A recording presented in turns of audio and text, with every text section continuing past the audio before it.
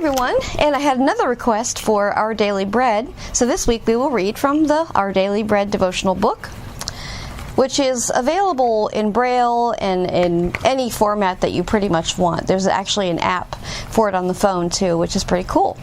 So I hope you can hear me okay. This recorder sounds weird when I have it close. Oops. The USB port is sticking out. That's not cool. There we go. All right, so I hope that you can hear these. I tried to move it so that maybe it wouldn't be quite as distorted. Okay, so here's our devotional for Sunday, September 2nd, 2018, entitled Strength for Your Journey. The key verse is, "The sovereign Lord is my strength. He makes my feet like the feet of a deer. He enables me to tread on the heights." Habakkuk 3:19.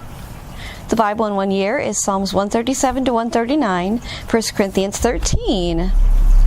Hind's Feet on High Places is one of my favorite books ever, and I think everybody should read it. But anyway, let me go on. Hind's Feet on High Places, a classic allegory of the Christian life, is based on Habakkuk 3:19.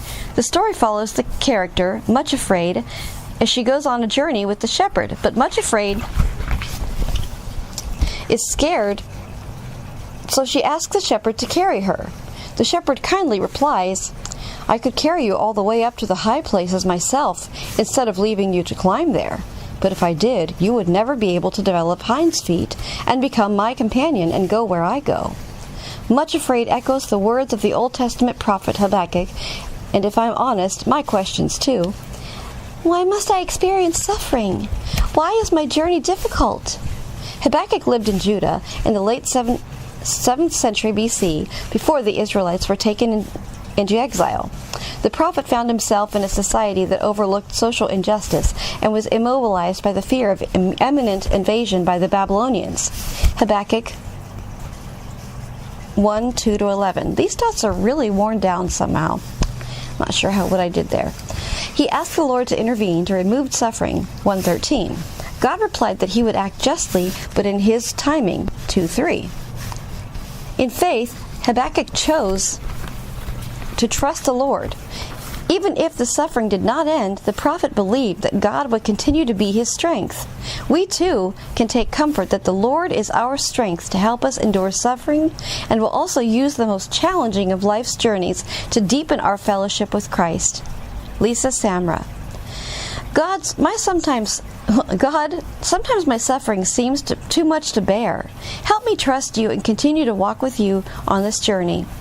We can trust the Lord to be our strength in tough times. Today's Bible reading is 3:16-19, and I love these verses. This is some of my favorite Bible passage here. "I heard, and my heart pounded, my lips quivered at the sound. Decay crept into my bones, and my legs trembled. Yet I will wait patiently for the day of calamity to come on the nation invading us. Though the fig tree does not bud, and there are no grapes on the vines, though the olive crop fails and the fields produce no food, though there are no sheep in the pen and no cattle in the stalls, yet I will rejoice in the Lord. I will be joyful in God my Savior. The sovereign Lord is my strength. He makes my feet like the feet of a deer. He enables me to tread on the heights. For the director of music on my stringed instrument." Insight. Because the culture we live in differs from that of the biblical writers, our understanding of the significance of the pictures they paint can be limited. Today's passage expresses deep and foundational hope in the midst of great suffering. Verse 17 lists 6 things that constituted their major sources of food and clothing: figs, grapes, olives, fields, sheep, and cattle. In essence, Habakkuk is painting a picture of being starved and naked. He is suggesting that even at death's door, without food or clothing, verses 18 and 19, we can still experience deep joy and trust in the Lord. Have you experienced a time when all your resources were depleted? How did God teach you to trust in Him? J.R. Hudberg, Hudberg.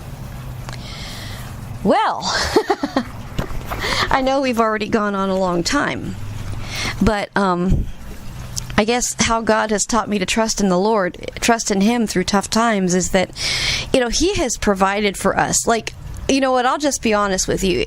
In August, we're looking at our budget and we thought, man, we're we're really not going to make it this month, but by the grace of God and just blessings that people randomly gave us, for whatever reason, God used all of that, and we're okay, and I'm just amazed at God and how He provides. And so I've kind of gotten to a point, and Jeff too, we were both like, okay, we know God's got this, and we know He's going to take care of it.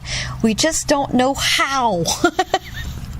I'm always how is it going to happen? What's going to happen? I'm always the one worrying, but it's like more and more I'm seeing this happen, and I'm seeing God just providing for us and taking care of us, and it just amazes me, and I just really thank Him for that. So may the Lord bless you all and be with you till tomorrow.